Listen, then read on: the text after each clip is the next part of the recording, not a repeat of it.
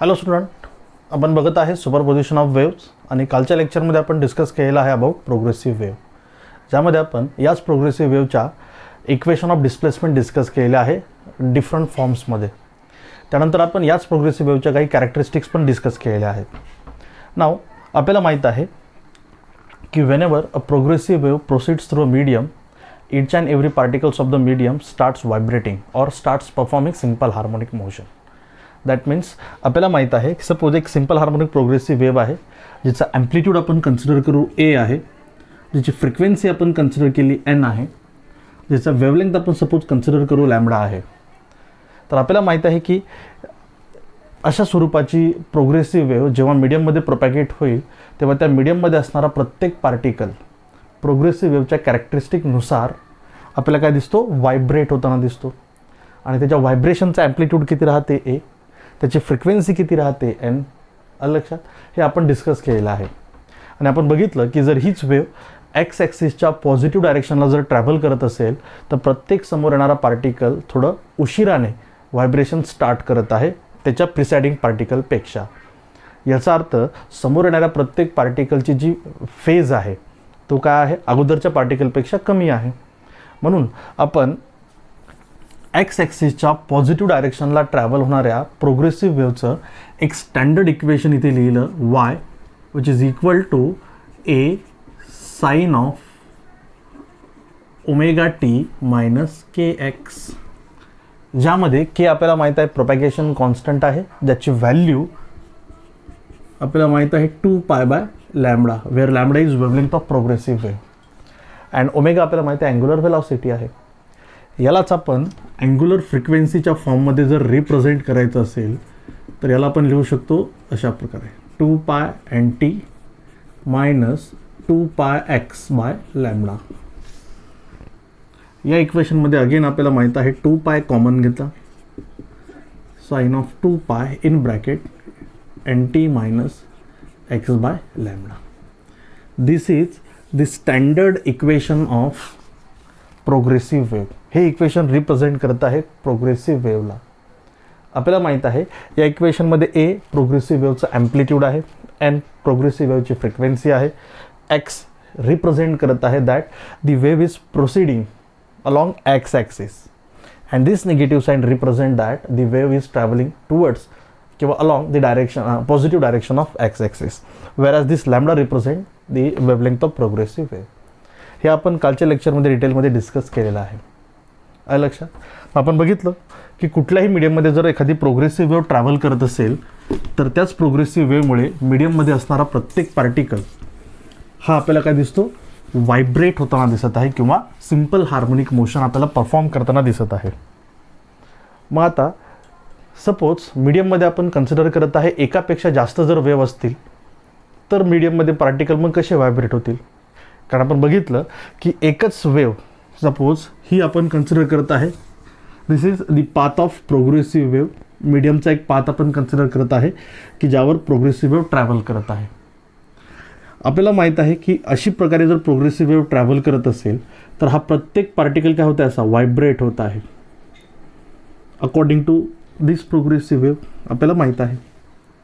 मग आता जर एकापेक्षा जास्त प्रोग्रेसिव्ह वेव्ह जर मीडियममध्ये ट्रॅव्हल करत असतील तर मग पार्टिकल कसे व्हायब्रेट होतील किंवा कसे मूव्ह होतील, ते कशा प्रकारे एनर्जी प्रोपॅगेट करतील, ट्रान्सफर करतील, हे इथं आपल्याला डिस्कस करायचं.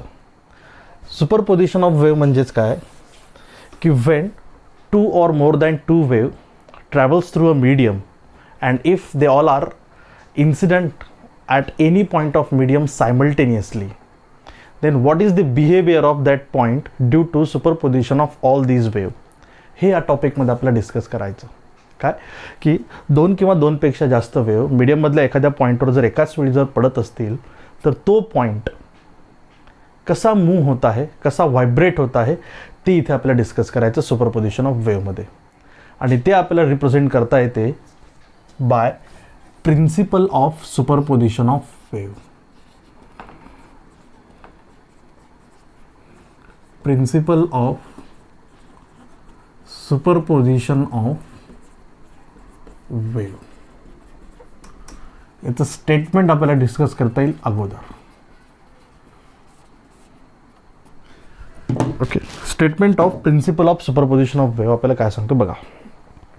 Wien 2 or more than 2 wave traveling through same medium arrive at a point of medium simultaneously, then each wave produces its own displacement at that point independently of the others. The resultant displacement at that point is vector sum of displacement due to each wave. हे statement आहे principal of superposition of वेव्हचं, ज्याचं meaning आपल्याला सांगता येईल. जेव्हा 2 किंवा 2पेक्षा जास्त wave मीडियममध्ये ट्रॅव्हल करत असतात आणि मीडियममधल्या कुठल्याही एका पॉईंटवर या सर्व एकाच वेळी जर अराईव्ह होत असतील, तर त्या पॉईंटवर प्रत्येक वेव्ह आपापलं इंडिव्हिज्युअल डिस्प्लेसमेंट प्रोड्यूस करते. पण त्या पॉईंटचं नेट डिस्प्लेसमेंट, त्या पॉईंटचं रिझल्टंट डिस्प्लेसमेंट हे त्या पॉईंटवर पडणाऱ्या प्रत्येक वेव्हच्या इंडिव्हिज्युअल डिस्प्लेसमेंटची काय राहते, वेक्टर सम आहे. जसं इथे एक्झाम्पल आपण समजून घेऊ. सपोज एक वेव्ह आपण कन्सिडर करत आहे which is travelling through this medium along this path like this and it is incident upon this point P. आपल्याला माहिती आहे की ही एक ट्रान्सवर्स प्रोग्रेसिव्ह वेव्ह जेव्हा या पी पॉईंटवर पडत आहे तेव्हा हा पी पॉईंट या प्रोग्रेसिव्ह वेव्हमुळे काय होईल, असा व्हायब्रेट होईल कॉन्स्टंटली. जसं हा जर याच्यावर ट्रफ पडत क्रेस्ट पडत असेल तर तो डाऊनवर्ड जाणार, नंतर क्रेस्ट पडल्यानंतर ट्रफ पडल्यानंतर वर जाणार, पुन्हा क्रेस्ट नंतर खाली येणार. त्यामुळे अल्टरनेट क्रेस्ट ऑफ त्याच्यावर पडल्यामुळे हा पार्टिकल सतत आपल्याला काय दिसतो, असा व्हायब्रेट होताना दिसत आहे according to this progressive wave. ठीक आहे, तो असा व्हायब्रेट होत आहे कारण त्याच्यावर ही एकटीच वेव्ह पडत आहे. ओके, सपोज ही जी वेव्ह ट्रॅव्हल करत आहे, ओके, या वेव्हमुळे पी या पॉईंटचं स्मॉल टी या इन्स्टंटला डिस्प्लेसमेंट होत आहे y1. म्हणजे ही वेव्ह ज्या इन्स्टंटला पी पॉईंटवर फॉल होत आहे किंवा ही वेव्ह या वेव्हमुळे हा पी पॉईंट काय होतं, व्हायब्रेट होत आहे. तर लक्ष द्या इकडे, वेव्ह पडल्यापासून स्मॉल टी या डिस्टन्स नंतर या पी पॉईंटचं त्याच्या ओरिजिनल पोझिशनपासून डिस्प्लेसमेंट आपण कन्सिडर करत आहे किती आहे, y1, right, due to this wave. Now आता काय केलं आपण, या सोर्समधून बाहेर पडणारी ही वेव्ह इथे ऑफ केली, याला बंद केलं आणि एक दुसरा सोर्स आपण अलाउ करत आहे, वेव्ह एमिट करत आहे towards the same point P. एकाच मीडियममध्ये आहे हा पण. जेव्हा या S2 या सोर्समधून बाहेर पडणारी वेव्ह पी या पॉईंटवर पडत आहे, ही बंद असताना, तेव्हा आता हा पी पॉईंट व्हायब्रेट करणार, but according to which, this wave. कारण हिला तर बंद केलं आपण, ही फक्त अलाउ केली आपण तिच्यावर फॉल होण्यासाठी. त्यामुळे आता हा पी पॉईंट असा व्हायब्रेट होईल, राईट. सपोज S2 या सोर्समधून बाहेर पडणाऱ्या वेव्हमुळे पी पॉईंट जो व्हायब्रेट होत आहे, तर व्हायब्रेशन स्टार्ट केल्यापासून स्मॉल टी टाईमच्या बाद जेव्हा या पी पॉईंटला आपण बघितलं तेव्हा तो त्याच्या ओरिजिनल पोझिशनपासून आपल्याला डिस्प्लेस झालेला दिसला y2 या डिस्टन्सने. ओके, दॅट मीन्स y1 काय आहे की हा सोर्स बंद असताना या सोर्समधून बाहेर पडणारी वेव्ह पी या पॉईंटला टी या इन्स्टंटला एवढ्याने डिस्प्लेस करत आहे. आता हा वरचा बंद केला आणि फक्त S2 या सोर्सला आपण अलाउ केलं, okay, to send wave towards point P. आता आपल्याला माहिती आहे की त्याच स्मॉल टी या इन्स्टंटला या पी पॉईंटचं या एका सिंगल वेव्हमुळे डिस्प्लेसमेंट किती होत आहे, y2 होत आहे. मग आता काय केलं आपण, दोन्ही सोर्स एकाच वेळी ऑन केले आणि सायमल्टेनियसली दोन्ही सोर्समधून बाहेर पडणारी वेव्ह या पी पॉईंटवर फॉल्ट होत आहे. मग आता हा पी पॉईंट या वेव्हसारखा बिहेव करणार की या वेव्हमुळे डिस्प्लेस होणार. तर आपल्याला माहिती आहे पी पॉईंटवर दोन्ही वेव्ह एकाच वेळी पडल्या, त्यामुळे या पी पॉईंटचं डिस्प्लेसमेंट न y1 राहील न y2 राहील. तर according to principle of superposition of wave या पी पॉईंटचं डिस्प्लेसमेंट दोन्ही वेव्हनी प्रोड्यूस केलेल्या इंडिव्हिज्युअल डिस्प्लेसमेंटची काय आहे, वेक्टर सम आहे. That means the displacement of point P according to principle of superposition of wave vector y is equal to vector y1 plus vector y2. याचा अर्थ या पी पॉईंटचं डिस्प्लेसमेंट कोण डिसाईड करत आहे, दोन्हीही वेव्हच्या डिस्प्लेसमेंटचं मॅग्निट्यूड पण आणि वेक्टर ॲडिशन असल्यामुळे त्यांची डायरेक्शन पण. जसं इथे आपल्याला बघता येणार की S1 या सोर्समधून बाहेर पडणाऱ्या वेव्हचा इथे आपल्याला माहीत आहे ट्रफ पडत आहे, राईट. त्यामुळे पी पॉईंट डाऊनवर्ड जाणार किती डिस्टन्सनी, y1नी. सिमिलरली त्याच इन्स्टंटला S2 या सोर्समधून बाहेर पडणाऱ्या वेव्हचा पण काय पडत आहे, ट्रफ पडत आहे.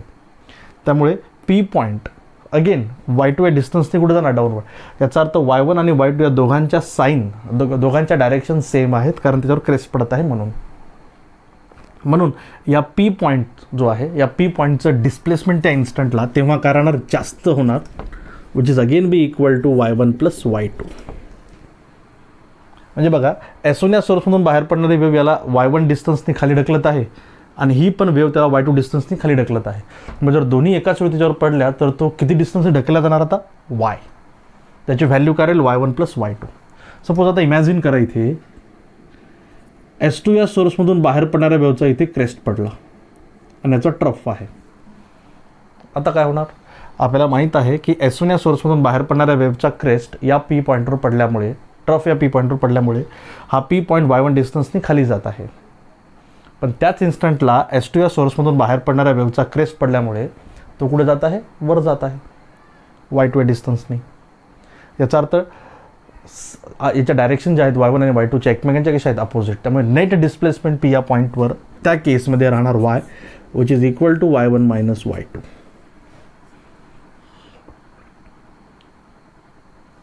आलं लक्षात तुमच्या.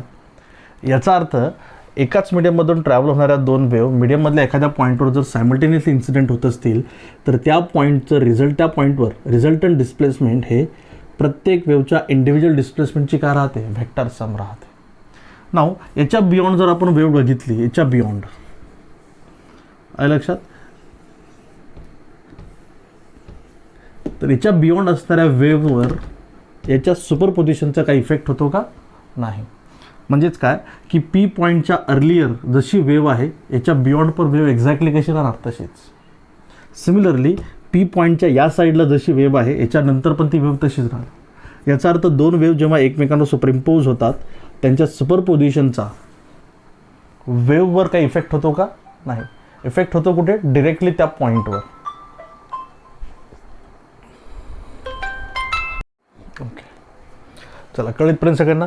तर यालाच आपल्याला अगेन समजून घेता येईल थोडंसं फेजच्या फॉर्ममध्ये.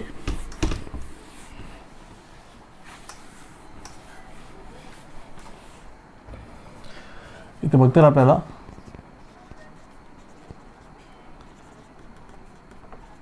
Superposition of two wave pulses of equal amplitude. यामध्ये फर्स्ट ऑफ ऑल घेऊ आपण अँड सेम फेज. ओके, आपण आत्ता जे समजून घेतलेलं आहे तेच आहे, फक्त फेजच्या फॉर्ममध्ये आपण अजून समजून घेऊ. लक्ष द्या इकडे. सपोज आपण कन्सिडर करत आहे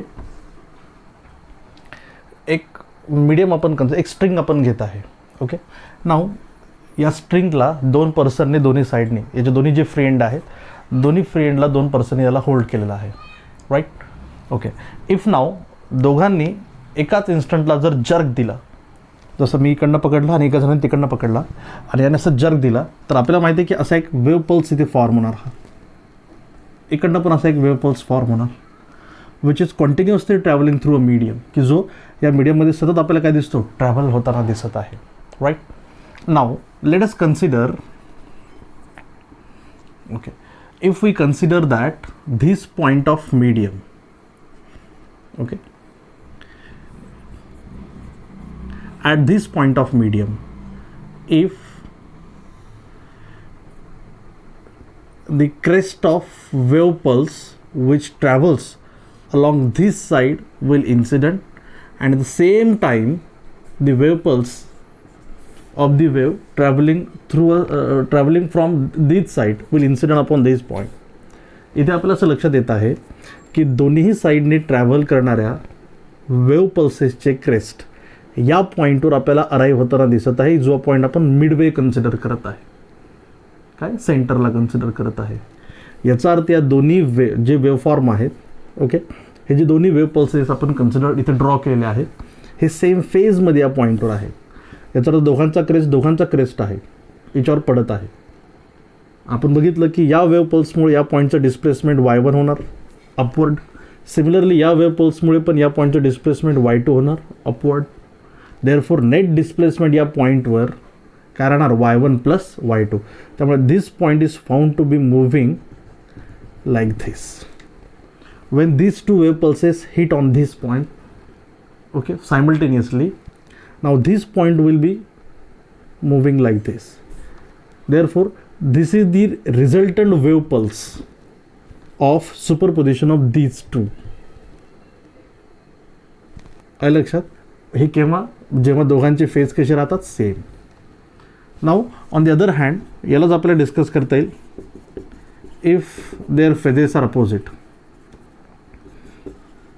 then what? Okay, if now we consider this point, if the wave pulse which travels along the given path from this side, okay, याचा जर क्रेस्ट याच्यावर पडला आणि सिमिलरली या साईड येणाऱ्या वेव्ह पल्सचा जर ट्रफ या पॉईंटवर पडला असा, तर आपल्याला माहीत आहे, ओके, इथे आपल्याला बघते ना, सॉरी, की ॲम्प्लिट्यूड सेम आहे. ओके, याचा अर्थ दोन्ही साईडनी कॅरी होणारी जी वेव्ह पल्स आहे तिने आपल्यासोबत कॅरी केलेली एनर्जी कशी आहे? सेम. त्यामुळे हा जो पॉईंट आहे, या वेव्हमुळे याचं डिस्प्लेसमेंट वाय, याचं डिस्प्लेसमेंट वाय, त्यामुळे हा पॉईंट नेट आपल्याला डिस्प्लेस होताना दिसेल 2y ने. ओके, नाव इथे आपल्याला बघता येणार की this wave pulse try to move this point in upward direction by a distance of y1 y, and this wave pulse, as the amplitude is same, try to move this point in downward direction by the same distance y.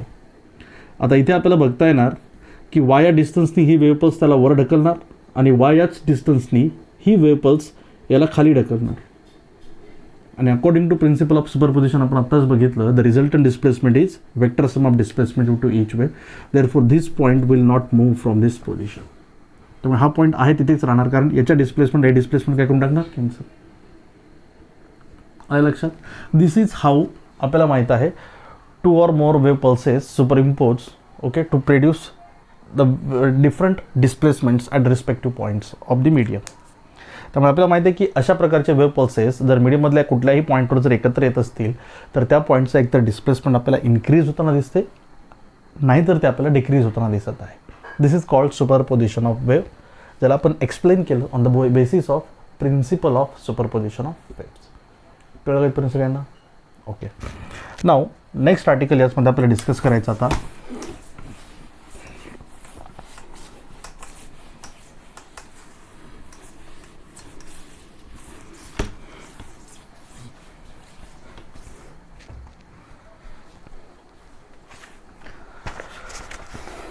Resultant amplitude of resultant wave produced due to superposition of two waves.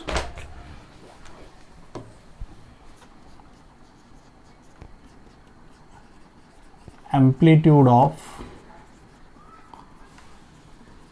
resultant wave produced due to superposition of two waves. Okay, now for that let us consider two simple harmonic progressive waves having different amplitudes but same frequency, okay, and slightly different in phase. आपण काय consider करताय की दोन simple harmonic progressive wave घेत आहे ज्यांचे amplitude different आहे पण त्यांची फ्रिक्वेन्सी सेम आहे आणि त्यांच्या फेजमध्ये पण थोड्याफार प्रमाणात आपण डिफरन्स कन्सिडर करू. लेट तो डिफरन्स आपण घेऊ फायचा आहे. ओके, मग त्यातली पहिली जी सिंपल हार्मोनिक प्रोग्रेसिव्ह वेव्ह आहे की जी एक्स ॲक्सिसच्या पॉझिटिव्ह डायरेक्शनला ट्रॅव्हल करत आहे. ओके, एक्स ॲक्सिसच्या पॉझिटिव्ह डायरेक्शनला ट्रॅव्हल करत आहे. ओके, जिचं ॲम्प्लिट्यूड आपण कन्सिडर केलं A1 आहे, फ्रिक्वेन्सी आहे n. ओके, आणि वेवलेंथ आपण कन्सिडर करू लॅम्बडा आहे.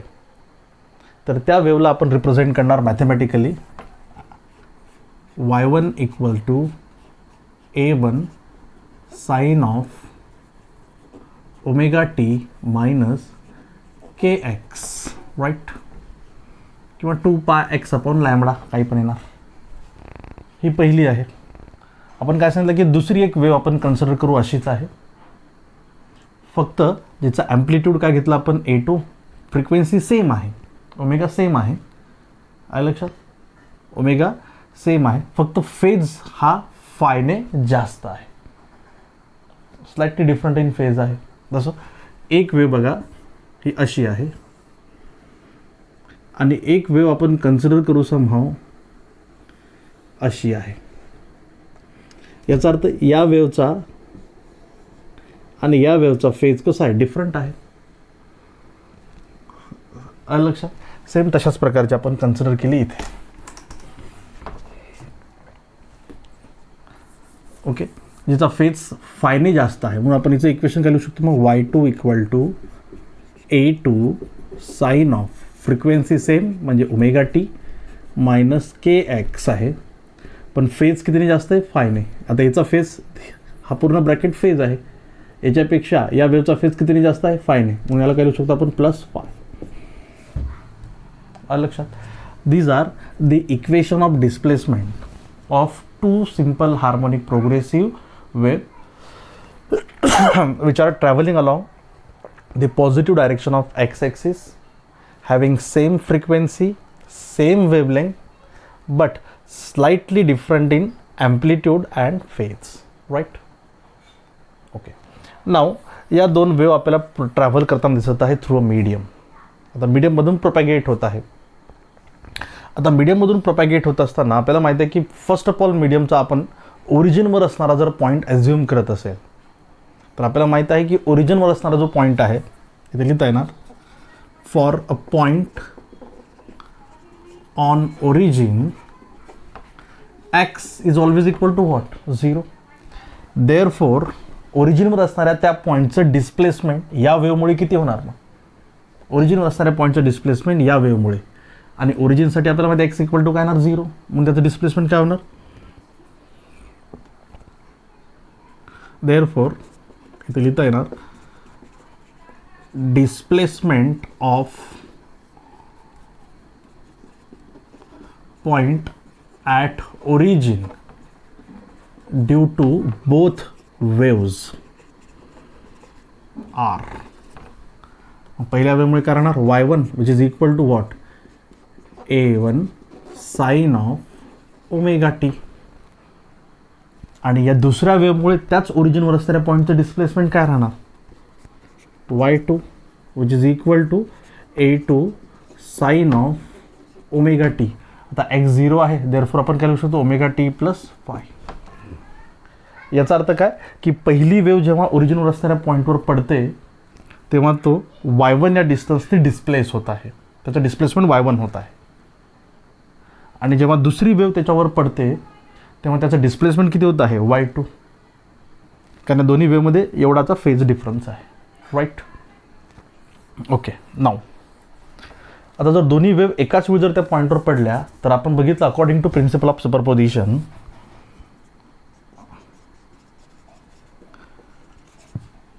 according to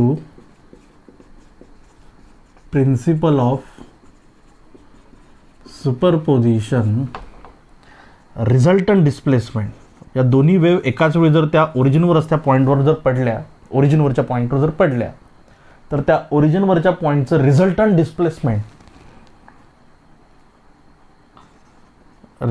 displacement of point at origin due to these two wave will be equal to y, and it is equal to what, vector y1 plus vector y2. दोघांची काय राहणार vector sum, right. मग आपण याच equation मध्ये y1 आणि y2 च्या values place करत आहे. So we get a1 sine of omega T plus a2 sine of omega T plus phi. मग याच इक्वेशनला आपण सॉल्व करत आहे. आपल्याला काय मिळणार ते बघा, y equals to a1 sine omega T plus a2. Now using sine of a plus b चा formula, sine a cos b plus cos a sine b. So we can write sine of omega T cos phi plus a2 cos of omega T sine phi. Right, कळलं equation हे कसं घेतलं तर आपण. Now we rearrange this equation. Okay, A1 sin omega t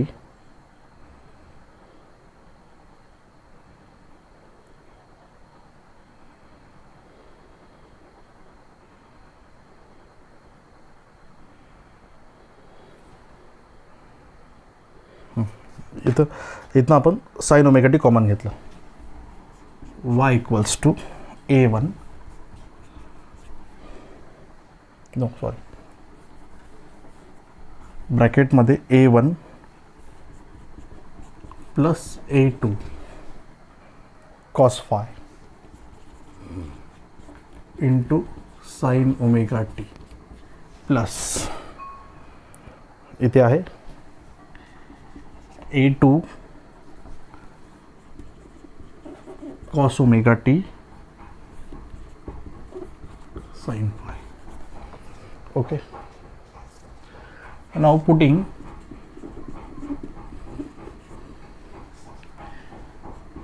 A1 plus A2 cos phi equal to, let us put the value instead of this as A cos theta. Cos function आहे त्यामुळे येणार answer पण कॉसमध्येच राहणार, म्हणून आपण A1 plus A2 cos five याला आपण याची एक रिझल्टंट व्हॅल्यू आपण प्लेस केली. सपोज याच्याऐवजी आपण A cos theta. Right, okay. Now इथे अँड A2 साइन फाय याची व्हॅल्यू आपण प्लेस केली सपोज A साइन थीटा. यांच्याऐवजी साइन फंक्शन आहे त्यामुळे साईनमध्येच व्हॅल्यू आपण लिहिली, ॲम्प्लिट्यूड चेंज करून फक्त. काय ना हेच इक्वेशन मग देअरफॉर y इक्वल्स टू, बघा काय होणार, A साइन ओमेगा टी याच्याऐवजी A कॉस थीटा प्लस इथे cos omega T as it is into A sine theta into cos omega T. Okay, now हेच साइन ऑफ A प्लस बीचं relation आहे. Therefore यालाच आपण काय लिहू शकतो मग A in bracket sine omega T into cos theta plus cos omega T into sine theta, and we write y equals to A sin of omega T plus theta. Okay, आता लक्ष द्यायचा अर्थ काय, जेव्हा अशा प्रकारच्या दोन वेव्ह मीडियममधल्या एखाद्या पॉईंटवर जर इन्सिडेंट झाल्या, राईट, तर त्या पॉईंटचं या वेव्हमुळे डिस्प्लेसमेंट y1 आहे, या वेव्हमुळे डिस्प्लेसमेंट y2 आहे. पण जेव्हा दोन्ही वेव्ह एकाच वेळी त्या पॉईंटवर पडतील तेव्हा आता त्या पॉईंटचं डिस्प्लेसमेंट y1 राहील ना y2 राहील, ते किती राहील आता y. आणि तो पॉईंट आता व्हायब्रेट करेल with an amplitude of A. जसं ही वेव्ह जर एकटी जर पडली वरची फक्त, तर तो पॉईंट लक्ष द्या इकडे व्हायब्रेट करत आहे A1 ॲम्प्लिट्यूडने असा, आणि टी या इन्स्टंटला त्याचं डिस्प्लेसमेंट किती आहे y1 आहे.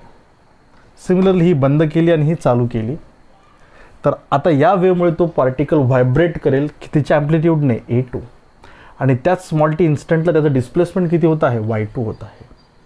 पण जर दोन्ही वेव्ह एकाच वेळी आता रन केल्या, आपण एकाच वेळी जर त्या पॉईंटवर इन्सिडेंट केल्या, तर आता तो पॉईंट न A1 ॲम्प्लिट्यूडने व्हायब्रेट होत आहे, न A2 ॲम्प्लिट्यूडने व्हायब्रेट होत आहे. तो व्हायब्रेट होत आहे किती ॲम्प्लिट्यूडने A. हे त्याचं रिझल्टंट ॲम्प्लिट्यूड आहे, आणि त्याचं डिस्प्लेसमेंट किती होत आहे मग आता y होत आहे. Okay, this is the resultant equation of displacement of point at origin. ओरिजिनवर असणाऱ्या पॉईंटचं हे काय डिस्प्लेसमेंट आहे. मग आता लक्ष द्यायचं, त्या पॉईंटमधून ओरिजिनेट होणाऱ्या वेव्हचं इक्वेशन काय होणार. मग जसं हे डिस्प्लेसमेंट आहे आणि या डिस्प्लेसमेंट एवढं डिस्प्लेसमेंट प्रोड्यूस होतं due to this equation of wave. मग आता हे डिस्प्लेसमेंट असेल तर याचं इक्वेशन ऑफ वेव्ह काय होणार. y equals to a sine omega T minus K x plus theta. Right. This is the resultant equation of displacement due to superposition of these two wave. Okay. Now इथे आपल्याला find out करायचं काय, amplitude, resultant amplitude a. Okay, याला आपण consider केलं equation number first, याला consider केलं equation number second. This is third equation. Equation 3 is the resultant equation of displacement of point at origin. आणि याचं इथे लिहिते ना आपल्याला, and equation of wave will be y equals to a sine of omega T minus K x plus theta.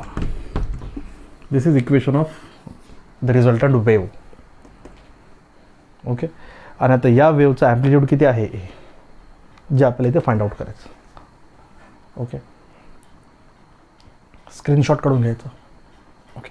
Now आता आपल्याला बघायचं resultant amplitude. Now to find resultant amplitude, okay, square and add equation number 1 and equation 2. इथे लिहिता येणार squaring and adding equation 1 and equation 2. बघा काय येणार मग, A square cos square theta plus A square sine square theta. आपल्याला माहिती आहे cos square theta plus sine square theta equals to 1. Therefore we can write directly A square equal to इकडे a1 plus a2 cos phi square plus a2 square sin square phi. याचा दोघांचे square केले आणि add केले आपण इथे. याला आपण सॉल्व केलं quadratic equation. a1 square plus a2 square cos square phi plus 2a1 a2 cos phi, right, plus A square sine square phi, sorry A two square. Okay. Now इथे बघा a2 square cos square phi plus a2 square sine square phi. a2 square common ब्रॅकेटमध्ये cos square phi plus sine square phi equals to 1. Therefore याच इक्वेशनला again आपण लिहू शकतो मग A square equal to a1 square plus a2 square plus 2a1 a2 into cos phi, and resultant amplitude will be a equals to under root a1 square plus a2 square plus 2a1 a2 into cos phi. This is the resultant amplitude of superposition of two waves. A1 A2 amplitude असणाऱ्या दोन wave ज्यांच्या फ्रिक्वेन्सीमध्ये ज्यांच्या फेजमध्ये असणारा difference किती आहे, five आहे. मीडियममधल्या एखाद्या पॉईंटवर जर एकाच वेळी पडत असतील तर त्या पॉईंटचं रिझल्टंट ॲम्प्लिट्यूड राहते A, which is given by this equation. Okay. Now याच्यावर आपल्याला काही केसेस इथे डिस्कस करता येतील. त्यामध्ये case 1. Okay. If phase difference is 0, म्हणजे काय, 0 फेज डिफरन्स आहे. याचा अर्थ काय की एका वेव्हचा क्रेस्ट दुसऱ्या वेव्हच्या क्रेस्ट सोबत मिळत आहे. In that case the value of phi will be equal to 0, 2 pi, 4 pi and so on, even multiple of pi. Okay, therefore then आपल्याला माहिती आहे cos ऑफ 0 ची व्हॅल्यू किती येणार 1. therefore ह्याची इक्वेशन काय होणार a1 square plus a2 square plus 2a1 into a2. Ultimately काय होणार ब्रॅकेटमध्ये a1 plus a2 bracket square, square आणि स्क्वेअर रूट काय होणार cancel. Then a will be equal to what a1 plus a2. जसं आत्ता आपण बघितलं एक्झाम्पल तसं, जसं ही एक प्रोग्रेसिव्ह वेव्ह आहे या साईडने येणारी आणि या साईडने येणारी दुसरी आहे. दोघांचं ॲम्प्लिट्यूड किती आहे a1, याचं घेऊ आपण a2. तर आता या हा जो पॉईंट आहे या पॉईंटवर आपल्याला माहिती आहे की सेम फेजमध्ये मिळत आहे. फायची व्हॅल्यू किती आहे ते 0. त्यामुळे या पॉईंटचं रिझल्टंट डिस्प्लेसमेंट करणार आहे a1 plus a2. This will be the displacement of that point. Got it?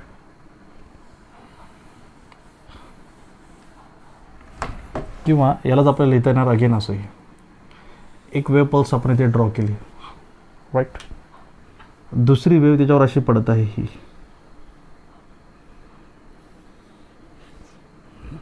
या वेव्हचा ॲम्प्लिट्यूड आहे a1, याचं ॲम्प्लिट्यूड आहे a2. नाव आता रिझल्टंट ॲम्प्लिट्यूड या दोन्ही वेव्हचं असं राहणार. आणि ही जे डॉटेड वेव्ह फॉर्म आपण ड्रॉ केलं याचं ॲम्प्लिट्यूड राहणार a1 प्लस a2. का? कारण crest crest crest trough trough एकत्र येत आहेत सर्व. This is how we get the resultant wave जिचं ॲम्प्लिट्यूड आहे a1 प्लस a2. नाव सेकंड केस जर आपण बघत असेल इथे,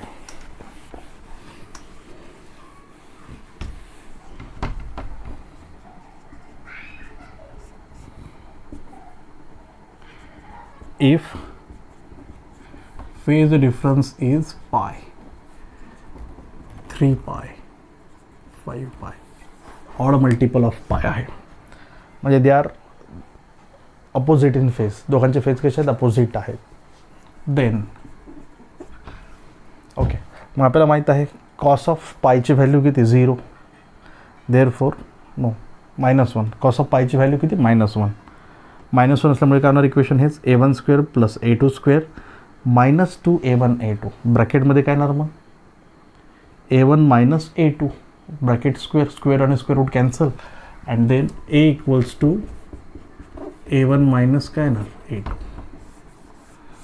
तसं याचं एक्झाम्पल आपल्याला फक्त येणार, आपण आत्ताच बघितलेलं आहे की एक वेव्ह पल्स आहे या साईडने येणारा ज्याचा क्रेस्ट पडत आहे आणि दुसरा वेव्ह पल्स आहे या साईडने येणारा ज्याचा ट्रफ पडत आहे.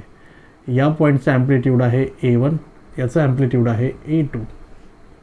देअरफॉर हा जो पॉईंट आहे इथे असणारा, ज्या पॉईंटवर सुपरिम्पोज होत आहे दोन्ही वेव्ह, त्या पॉईंटचं रिझल्टंट ॲम्प्लिट्यूड काय राहणार a1 मायनस a2. म्हणजे आउट ऑफ a1 आणि a2 जो मोठा आहे त्याच्या डायरेक्शनला तो डिस्प्लेस होईल. आणि जर इफ दोन्ही वेव्हचे ॲम्प्लिट्यूड जर सेमच असतील तर या पॉईंटचं डिस्प्लेसमेंट काय राहणार 0 इन दॅट केस. जसं इथे पण आपल्याला बघता येणार एक वेव्ह, ही वेव्ह आहे एक अशी वेव्ह फॉर्म आपण ड्रॉ केला याचा आहे. नाव त्याच्यावर जर दुसरी वेव्ह पडली अशी सेम ॲम्प्लिट्यूडची अशी डॉटेड पाथनं पडली, याचा earth all this point remain stationery at there positions. कारण याचं पण ॲम्प्लिट्यूड a, याचं पण ॲम्प्लिट्यूड a, क्रेस्ट ट्रफसोबत आहे, त्यामुळे हे सगळे पॉईंट एका जागेवर वेव्ह फॉर्म होईल का इथे नो. कळलं का तुम्हाला हे? दिस इज केस 2.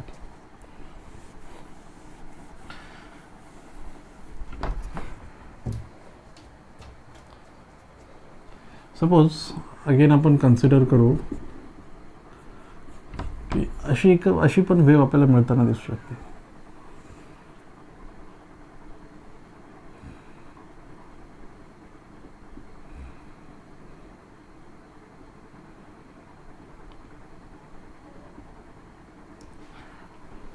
दोघांमध्ये काय फेज डिफरन्स आहे okay, which lies between 0 to π/2 something, π/2 आहे ओके, π/2 फेज डिफरन्स आहे